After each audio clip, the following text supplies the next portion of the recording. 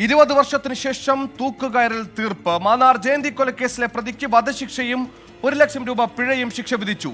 മൃതദേഹത്തുള്ള അനാദരവിന് 1 വർഷം കഠിന തടവും ശിക്ഷ വിധിച്ചിട്ടുണ്ട്. 2004 ഏപ്രിൽ 2-നായിരുന്നു കൊലപാതകം. ഭർത്താവ് കുട്ടിക്കൃഷ്ണനെയാണ് കോടതി ശിക്ഷിച്ചത്.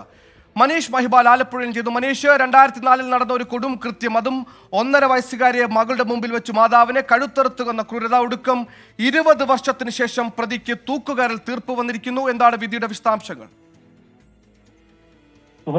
കോടതി ഇതിനെ അപൂർവങ്ങളിൽ അപൂർവമായ കേസായിട്ടാണ് കണ്ടത്. ഉള്ളി, കറിക്കത്തി, ചുറ്റിക എന്നിവ ഉപയോഗിച്ചാണ് 1.5 വയസ്സുകാരിയായിട്ടുള്ള മകളുടെ മുമ്പിൽ വെച്ച് ഭാര്യയെ കൊലപ്പെടുത്തിയത്. സംശയത്തിന്റെ പേരിലായിരുന്നു പ്രതി കൊലപ്പെടുത്തിയത്.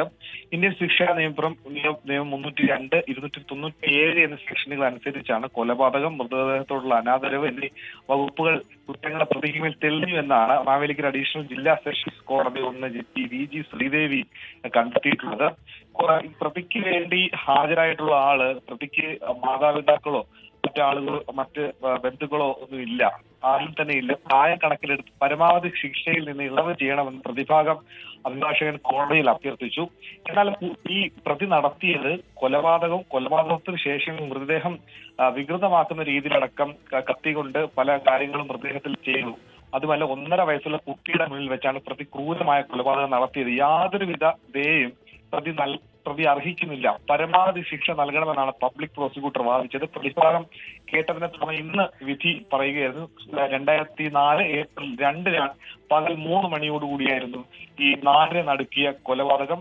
കൊല്ലപ്പെടുമ്പോൾ ഭാര്യ ജയന്തിക്ക് 39 വയസ്സ് മാത്രമായിരുന്നു പ്രായം. പിന്നീട് ഇയാൾ ആദ്യം മാന്നാർ പോലീസ് സ്റ്റേഷനിൽ കീഴടങ്ങി. പിന്നീട് ജാമ്യം ലഭിച്ച പ്രതി ഒളിവിൽ പോയി ദീർഘനാൾ കഴിഞ്ഞു. പിന്നീട് ചെങ്ങന്നൂർ DYSP ബിനുകുമാറിന്റെ നേതൃത്വത്തിലുള്ള പോലീസ് കൊന്നിട്ടും മനുഷ്യം തീരാതെ കത്തി ഉപയോഗിച്ച് മൃതദേഹം വിരൂപയാക്കാനും വികൃതമാക്കാനും പ്രതി ശ്രമിച്ചു. 20 വർഷമാണ് ജാമ്യത്തിലിറങ്ങിയ പ്രതി കേരളത്തിന് പുറത്ത് വ്യാജ മേൽവിലാസത്തിൽ ഒളിവിൽ കഴിഞ്ഞത്. ഒടുക്കമാണ് ഇപ്പോൾ ശിക്ഷാവിധി. തൂക്കുകയറിൽ വിധി ഉണ്ടായിരിക്കുന്നത്.